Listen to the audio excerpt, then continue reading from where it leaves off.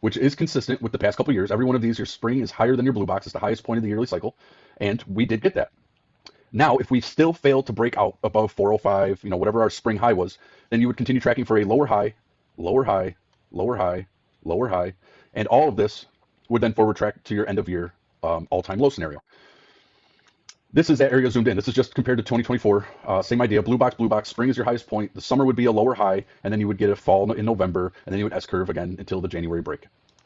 This is what those landmarks would kind of look like zoomed in. So this is what I'm kind of expecting if this was to be the tracking, moving forward. You would make a lower high. You would bounce here where we are at the $3. You would make a lower high somewhere around 340 to 360, and then you would continue, and that would be this right side of tri-peak. And then you would continue to find your November tracking to find the low, and then higher lows off the other side. Point, and spring is the highest point. We did get our spring as we were supposed to. To continue on with this, this is a very simplified version of the one-to-ones. Just to the month, you have an April bottom, May top, June peak.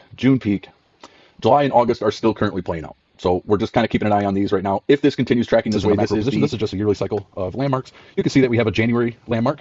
Checks out with what we have here on our current. February peak, March before the S-curve and pull back to April, March for the S-curve, pull back to April bottom, May top, June bottom and July peak, June bottom, July peak, and now our August bottom. That means we are now 8 months of perfect landmarks out of a 12-month yearly cycle tracking going into fall. Same thing as current. When you look at these are the one-to-ones. The one-to-ones just shows us how close we are to the day of calling peaks and bottoms, just based off of their monthly structure. So you have a January, February, March, S-curve to find that low point of April, May is your peak or spring. And then you have your June, July, August is your summer. That puts us at this September. Like I said, this one was actually, we were still looking for the bottom here, which was from equation date August 29th. And you can see from this, we got a September 4th bottom to match our one-to-ones. September 4th bottom. Forward tracking from that, we were looking for a September 9th peak. We got it September 10th. Forward tracking from that, we are now going to go to Jan theory for AMC. The next move that we're looking for here is blue box, which is our January to spring. April has been in the past, some of it's May, so that's what we're looking for out of this. Now, this is also progression from spring. We confirmed the highest point and then all the lower highs that followed. So here's the progression of that. Here's August 5th on the bottom.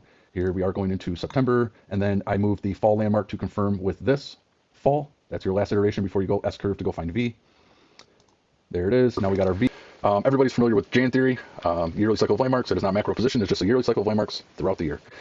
In these next side-by-sides, I zoom in on each one of these blue boxes. This is your January to April landmarks, and they move in a very unique way where each month is either a peak or pullback. So I marked here the 2024, the 2025, and the 2026, just copy-paste this structure.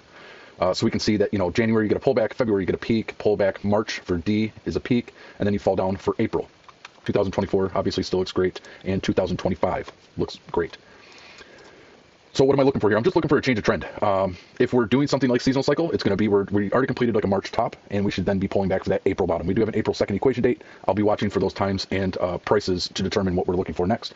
133, we do still have May is the highest point of every yearly cycle. So as I'm showing these on like AMC and GameStop and MVIS, that whatever price we're at coming up, based off a macro position, it's a new macro jet test, should be the highest point of the year moving forward.